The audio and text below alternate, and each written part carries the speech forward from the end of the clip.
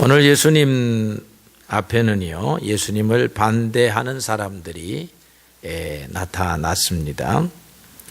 여러분들도 세상을 살면서 많은 반대자들을 만나리라 그렇게 생각합니다. 진리 때문에, 올바른 소신 때문에 반대자를 만나는 것은 두려워할 일이 아닙니다. 예수님도 많은 반대자가 있었습니다. 그러나 아무것도 아닌 일 때문에 여러분들이 욕을 먹고 여러분들이 반대를 받으면 그거 한번 심각하게 생각해 봐야 할 일입니다. 반대를 받되 대적하는 자가 있되 무엇 때문에 나를 대적하는가 생각하셔야지 무조건 자기의 뜻만 밀고 나가면 아니 되는 것입니다. 기도하고 이것이 하나님이 나에게 주신 바른 뜻이다 라고 할 때에는 밀고 나가다가 대적자도 만나고 반대자도 만나고 그러는 줄로 압니다. 이 사람들은 예수님을 말의 올무에 넣고자 했다라고 하는 것입니다. 말을 잘못하면 그것을 시비로 삼아 가지고 큰 곤욕을 치르게 하겠다라는 생각을 갖고 온 것이지요. 그런데 처음에는 예수님을 칭찬을 합니다. 당신은 참되시고 진리로 하나님의 말씀을 가르치시며 아무것도 거리낌이 없는 선하신 분이시다 라고 칭찬을 하지요. 최상의 찬사를 주님 앞에 돌립니다. 그들의 마음속에는 예수님을 미워하는 마음으로 가득 차 있었지만 그들의 입에서 나온 말 자체는 참된 말입니다. 예수님 또한 그들의 속마음을 아셨어요. 그래서 그들에게 외식하는 자들아 어찌하여 나를 시험하느냐 그렇게 책망을 하십니다. 우리의 원수들은요, 입술은 꾸미고 속으로는 속임을 품었다라고 그렇게 잠언의 말씀에 기록합니다. 여러분 앞에 나오는 많은 사람들이 입술로는 친구인 것처럼 부드러운 말로 온유한 말로 꾸몄지만 그 속에는 흑심이 가득한 사람들이 많다라고 하는 사실을 여러분들이 기억해야겠습니다.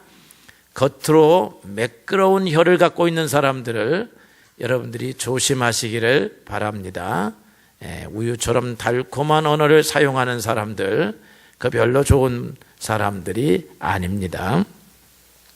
겉으로는 우리를 칭찬하지만 우리의 허물과 실수를 걸고 넘어지려고 하는 악한 세력이 분명하게 존재하고 있다라고 하는 사실을 기억하고 우리의 영혼과 육체를 주님 앞에 온전히 도와달라고 기도할 때에 이러한 올무의 삶에서 벗어나게 되는 줄로 믿습니다.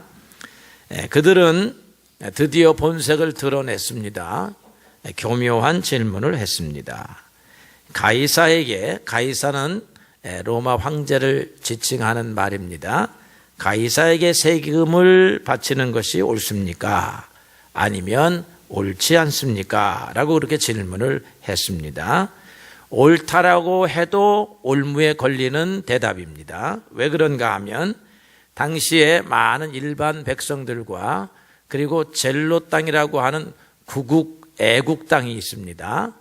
지금은 로마라고 하는 나라의 식민 지배를 받기 때문에 우리 이스라엘의 독립을 위해서 죽음을 불사하고 싸우는 전사들의 모임인 젤로 땅이라고 하는 그룹이 있어요. 많은 국민들이 지지를 했습니다. 이 젤로 땅원들은 과격한 사람들이죠. 그래서 이렇게 말합니다. 하나님이 우리의 주님이신데 왜 로마인들에게 세금을 바칩니까? 국민 여러분, 이렇게 말을 하고 다닙니다. 사실 일반 대중은요, 무거운 세금으로 신음을 하고 있었기 때문에 이 말이 백성들에게 사이다와 같은 말이었다. 속을 시원하게 해주는 그런 말이었습니다. 우리를 압제하고 핍박하는 로마 사람에게, 로마 황제에게 왜 세금을 바쳐야 합니까? 세금 바쳐서는 아니 됩니다 라고 말하는 거죠. 그래서 세금을 억지로 강탈해서 내기는 내지만 이 마음의 불만이 많은 것입니다. 그러니까 세금 내는 것이 옳다라고 하면 이러한 백성들의 분노를 받을 수가 있는 것입니다. 그 다음에 세금 바치는 것이 옳지 않다, 세금을 바치지 말라라고 말하면 백성들의 마음속은 좀 시원하게 해주지만 바로 그날로 로마 군인에 의해서 수갑을 차고 감옥으로 가게 될 것입니다. 그리고 이 보통 사람이 아니고 백성들의 지지를 받고 있으니까 이제 큰 형량이 떨어지게 되지요. 심지어는 사형을 받을 수도 있는 그런 민족 반역자, 제국의 반역자, 황제를 반역하는 사람이라 하는 죄목을 쓸 수가 있는 것입니다. 사실 이렇게 묻고 있는 이 사람들은요, 바리새인들, 헤롯 당원들, 이런 사람들은 이미 로마와 타협을 해서 권력과 부를 가지고 있는 계급입니다. 세금도 내고 조공도 바치고 열심히 하고 있는 사람들인데 이 사람은 예수님 앞에 와서 이런 질문을 하고 있다라고 하는 것입니다. 그래서 하나님에게 충성할 것이냐, 왕에게 충성할 것이냐 하는 대립구도를 통해 가지고 예수님을 시험하고 있습니다. 그 속에는 살인의 의도를 가지고 있는 것이지요. 세금을 내면 안 된다라고 말하면 로마 황제의 법정으로 가게 될 것이요, 세금을 내야 된다라고 말하면 광장에서 백성들에게 돌팔매를 맞게 될 것입니다. 그러나 주님은 그들의 속마음을 꿰뚫고 있습니다. 여러분, 그래서 입이 무거워야 돼요. 답을 쉽게 하면 안 됩니다. 세상 사람들의 질문에 답을 쉽게 하면 안 돼요. 잠언 1장 17절로 18절의 말씀에 새가 보는 데서 그물을 치면 헛일이겠거늘, 이런 말이 있습니다. 새들도요, 사람이 그물을 치고 있으면 저기 우리를 잡으려고 그물 치는구나 하고 피하여 간다라고 하는 것입니다. 그런데 지금 바리새인들과 헤롯 당원들이 그물을 치고 있는 것이 예수님에게 들켰습니다. 예수님쯤 되니까 이런 올무도 함정도 알아볼 수가 있어요. 우리는 그런 데 대해서는 맹인들입니다. 그래서 주님의 도우심이 필요합니다. 주님이 우리와 함께 하시면 주님이 우리를 인도하셔서 올무에 걸리지 않게 하실 줄로 믿습니다. 주님이 우리와 함께 하시면 주님이 우리에게 때마다 시마다 지혜 주셔서 악인의 그물에 걸리지 않게 하실 줄로 믿습니다. 악인의 그물은 우리의 눈에 보이지 않습니다. 그러나 주님은 알고 계십니다. 그래서 우리가 악인의 그물에 걸리지 않도록 주님과 동행하는 여러분들이 되기를 소원합니다. 사람들은요, 이것이냐 저것이냐 둘 중에 하나를 골라라, 양자택일하라 하는 이 이분법을 가지고 참과 진리를 가려낼 수 있다라고 생각합니다. 그런데 이것이냐 저것이냐에서 해답을 찾다 보면 그것이 오답일 때가 많고, 그 다음에 그것이 우리의 인생을 걸고 넘어지는 올무와 그물이 될 때가 많다라고 하는 것입니다. 많은 사람들이 둘 중에 하나 택하라, 그래서 이것을 택하여도 죽이고 저것을 택하여도 죽이는 그런 일들이 비일비재한 것이 오늘날의 세상이라고 하는 것입니다. 삶이라고 하는 것은요, 단순하지 않습니다. 그래서 굉장히 복잡하고 여러 가지 일들이 중복 겹쳐져 있고 다양하기 때문에 답을 찾는다고 하는 것, 둘 중에 하나에서 답을 찾는다고 하는 것은 가장 어리석은 행위가 될 수 있다라고 하는 것이지요. 셰익스피어의 비극 중에 하나인 햄릿에서 주인공 햄릿이요, 사느냐 죽느냐 그것이 문제로다라고 살지 죽을지를 결정하지 못하고 있는 모습을 그려내고 있습니다. 지금 왕이 된 사람은 자기 아버지를 죽이고 어머니까지 빼앗아 갔습니다. 그래서 그 사실을 알게 되었으니 이 사실을 알고 살아있는 것이 보통 괴로운 것이 아닙니다. 그래서 죽어야 되겠다라고 자살을 생각합니다. 그런데 죽는 것도 쉬운 것이 아닙니다. 죽을 수도 없고, 그렇다고 이 괴로움을 알고 살 수도 없고, 어디로 가야 할 것이냐, 그 답이 없는 거예요. 죽어도 해결이 안 되고 살아도 해결이 안 되는 것입니다. 주님께서는 우리에게 제3의 길을 주실 때가 많다라고 하는 것입니다. 주님에게 해답이 있습니다. 우리 사람들이 이것이냐 저것이냐 해서 찾을 수 없는 제3의 길에 해답이 있다고 하는 사실을 우리가 배우게 되는 거예요. 요한복음 8장에 보게 되면 현장에서 간음을 하다가 잡혀온 여인이 있습니다. 그러니까 사람들이 말합니다. 이 여인은 율법에 의해서 돌팔매를 맞아서 죽여야 합니다. 예수님, 선생님은 어떻게 하시겠습니까? 거기서도 또 그렇게 묻습니다. 그러니까 둘 중에 하나예요. 간음도 하지 말고 도둑질도 하지 말아야 돼요. 그런데 간음을 하거나 도둑질을 하거나 살인을 하고 나면 어떻게 돼요? 죽여야 합니다. 하지 말아야 하는데 했습니다. 그러니까 죽어야 합니다. 이 방법밖에 가지고 있지 않는 것이 법입니다. 그리고 사람들의 삶인데요. 예수님께서는 이렇게 문제를 해결하셨습니다. 너희 중에 죄가 없는 사람이 돌로 쳐라. 그 여인이 이 일 때문에 살아나게 되었어요. 그리고 그 여인은 예수님의 권면의 말씀을 듣습니다. 다시는 죄를 짓지 말고 좀 바르게 살아라. 이런 권면의 말씀을 듣게 돼요. 죽여야 되느냐 말아야 되느냐 하는 그런 상황에서 예수님은 그 여인을 살려내고 그 여인을 새로운 사람으로 변화를 시키더라라고 하는 것입니다. 예수님께서 이렇게 말씀을 전하고 있는데 지붕이 뚫리는 사건이 일어납니다. 그래가지고 지붕에서 중풍병자 한 명이 줄에 달아서 내려옵니다. 보통 사람들은 어떻게 합니까? 남의 집 지붕을 뚫으면 안 된다 아닙니까? 남의 집 지붕을 뚫으면 혼난다 아닙니까? 그런데 예수님이 그렇게 내려오는 그 줄을 보고 거기에 침상에 누워있는 그 중풍병자와 친구들을 보고 야, 믿음이 참으로 좋구나 이렇게 대답을 하셔요. 다르게 접근을 하셨다라고 하는 것입니다.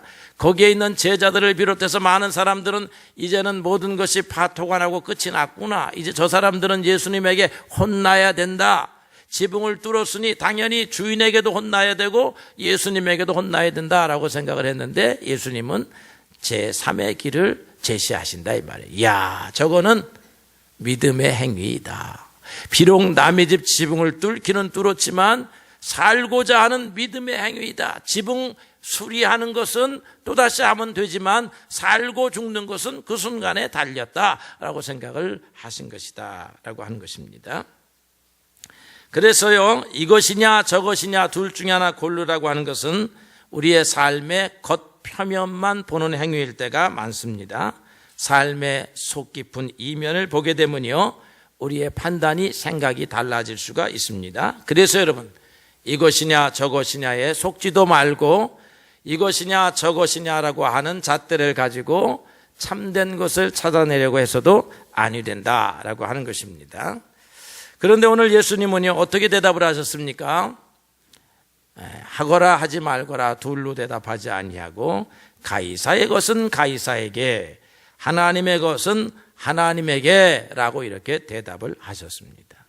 가이사의 것은 가이사에게 주고 바치고 하나님의 것은 하나님에게 바쳐라, 그런 말입니다. 오늘은 여러분 둘 가운데서 제가 설교의 제목을 가이사의 것은 가이사에게 하는 이 부분만 조금 생각해 보기를 원합니다. 하나님의 것은 하나님에게는 다음 주에 생각해야 할 일입니다.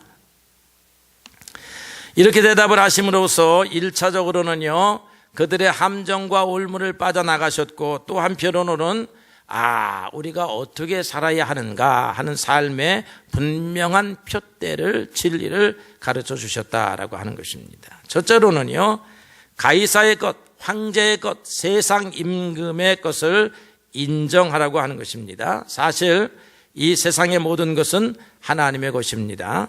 심지어는 세상 권력을 통칭하는 가이사의 권력도 하나님의 것입니다. 하나님이 권세를 주신 것이다 라고 하는 것입니다. 예수님은 로마 총독 빌라도의 권세도 인정을 하셨습니다. 자기를 죽이기도 하고 살릴 수도 있는 그 권세를 인정하지요. 예수님께서 빌라도가 이렇게 말합니다. 너는 어디로부터 왔느냐? 그렇게 빌라도가 물을 때에 예수님이 대답하지를 않으셨습니다. 보통 사람 같으면 대답할 것 아니에요? 그런데 이미 죽기로 작정을 하시고 십자가의 길을 걸어가기로 마음을 잡수신 예수님은 아무 말씀도 안 하시니까 오히려 빌라도가 안달이 났습니다. 그래서 빌라도가 예수님께 말하지요. 내가 당신을 놓을 권세도 있고 십자가에 못 박을 고난도 있는데 그것을 정녕 모른단 말이요? 그렇게 묻습니다. 예수님께서 대답을 하시지요. 위에서 하나님께서 주시지 아니했더라고 하면 나를 해칠 권한이 없었을 것이다. 하나님이 주셨다는 것입니다. 그렇게 세상의 권력을 인정을 했죠. 국가는요, 백성들에게 강제적 봉사를 강요할 때가 많이 있습니다. 그게 국가의 의무입니다. 여러분, 우리나라도 4대 의무가 있습니다. 국방의 의무, 납세의 의무, 그 다음에 또 근로의 의무, 또 그 다음에 교육의 의무, 교육을 받아야 할 의무. 교육을 받아야 할 의무는 좋은 의무인 것 같지요? 아닙니다. 그것은 부모들에게 명령하는 거예요. 자녀들을 반드시 교육시켜야 할 의무가 그게 교육의 의무입니다.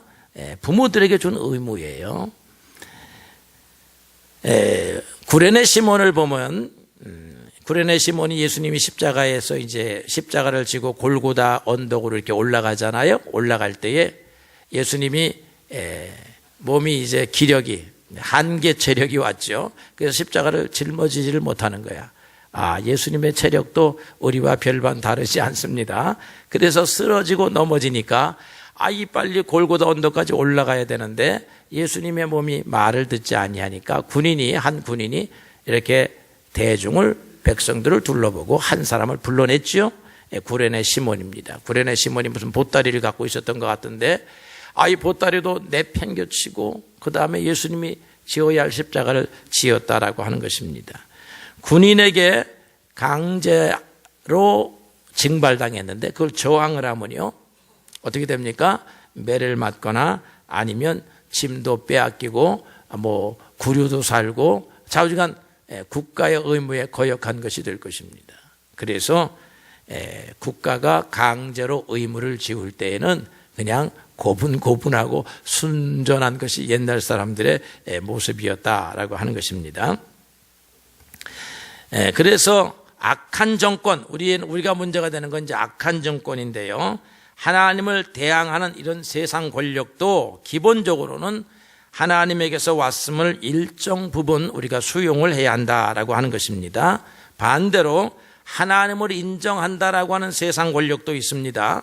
로마의 바티칸이라든가 미국은 하나님을 섬긴다, 국교로 삼은 그런 나라들이지만 그런 세상 권력이 또 온전한 하나님과 하나님의 통치의 방법과 동일한 것도 아닙니다.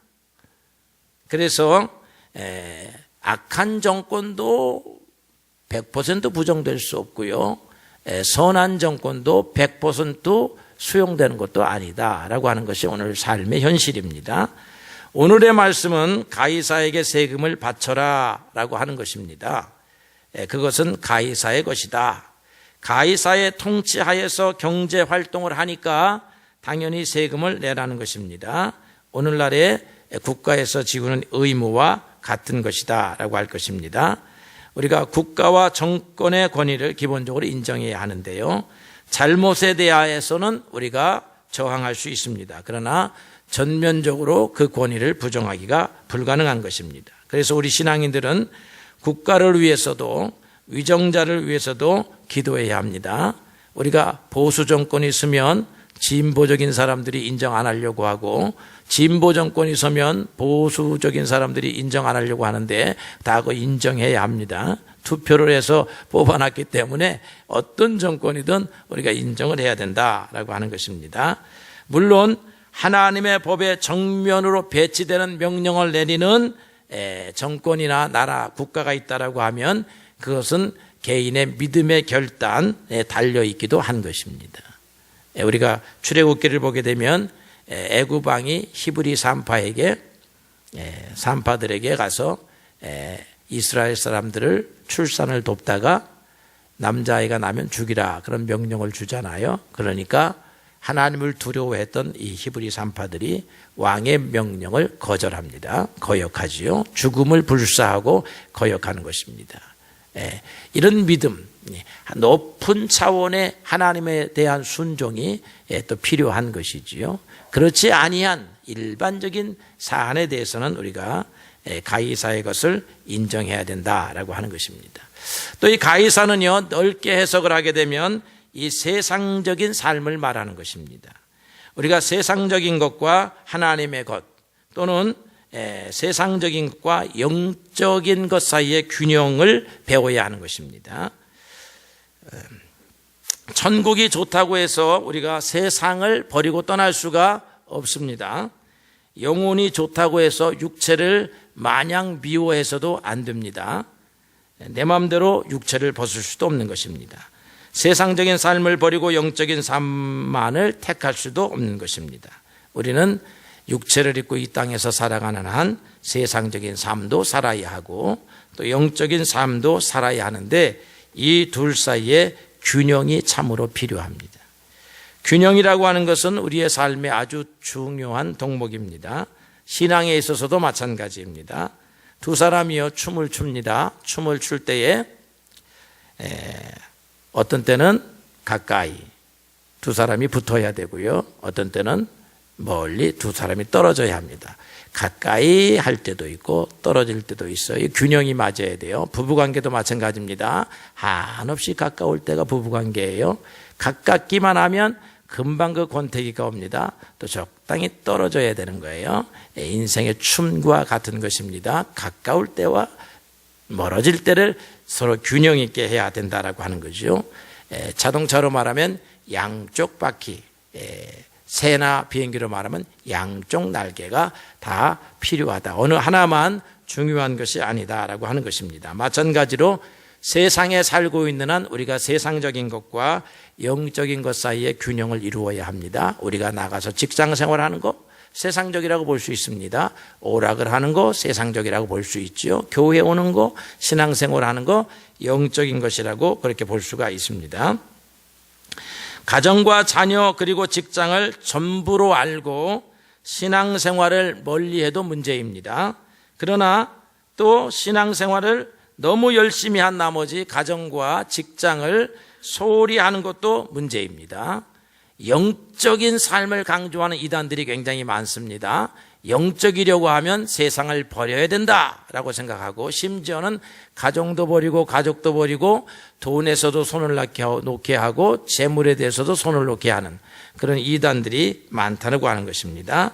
이런 사람들은 두 다리를 주신 하나님을 무시하고 한 다리로 인생을 걸어가겠다라고 하는 것과 별로 차이가 없습니다. 그러니까 세금을 문제에 있어서도요, 세금을 정직하게 열심히 잘 내는 것이 어찌 보면요 영적인 삶이다라고 하는 것입니다. 삭개오가요 세금쟁이였는데 삭개오가 이 세금을 많이 뜯어다가 나라에다 바치고 자기도 거기에서 고물을 얻어먹어서 치부한 사람이었습니다. 그런데 나중에 삭개오가 회개합니다. 회개해서 자기가 도둑질한 것이 있으면 이 사람은 담을 넘어가서 도둑질한 것이 아니라 부당한 세금을 가지고 도둑질을 했기 때문에 도둑질한 것이 있으면 자기가 다 갚겠다라고 그렇게 말을 했습니다. 이처럼요 우리가 바른 삶을 사는 것, 이 땅에서 바르게 삶을 사는 것이 오히려 영적인 거예요. 그래서 세상적인 것과 영적인 것은 구분되는 것 같으면서도 어떤 때는 하나의 행동입니다. 바른 세상 삶을 사는 것이 영적인 것이다 라고 하는 것입니다. 반대로 제사장들이나 바리새인들은요 영적으로 여기는 신앙생활을 잘했습니다. 그래서 그들은 11조도 잘하고 교회 출석도 잘하고 하루 종일 성전에서 살고 때마다 구제도 하고 모임도 갖고 찬양도 하고 제사에 잘 참여하고 그럽니다. 그렇지만 그들은 진짜로 중요한 믿음, 의로움, 그 다음에 긍휼을 버림으로써 진짜로 영적이지 못했다. 그래서 예수님께서는 그들을 독사의 자식들이라고 그렇게 책망을 하셨습니다.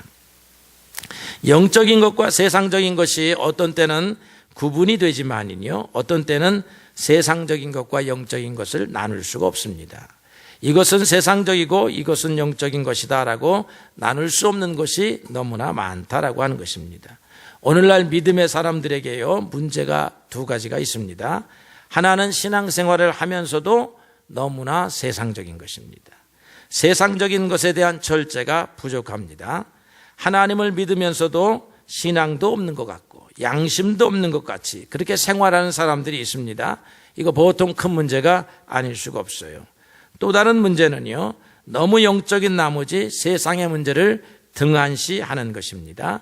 마치 세상에서는 더 이상 살 필요가 없는 사람인 것처럼은요, 이 신약 시대에도 혼인도 하지 않는다, 교육도 받지 않는다, 인간관계도 끊는다, 가정도 버린다, 직업도 버린다, 홀로 광야에서 집단 생활한다, 이런 사람들이 있어요. 굉장히 영적으로 보이는데 이것이야말로 사악한 것이고 하나님의 말씀의 정면으로 배치되는 것이다 라고 하는 것입니다. 또 어떤 사람은요, 너무 영적이라고 하는 나머지 성경을 아주 구석구석 읽어가지고 모든 것을, 성경의 정신은 배우지 아니하고 성경에 나오는 율법, 절기, 안식일, 먹는 것, 음식, 이것을 다 구분해서 지키려고 하는 사람들이 있습니다.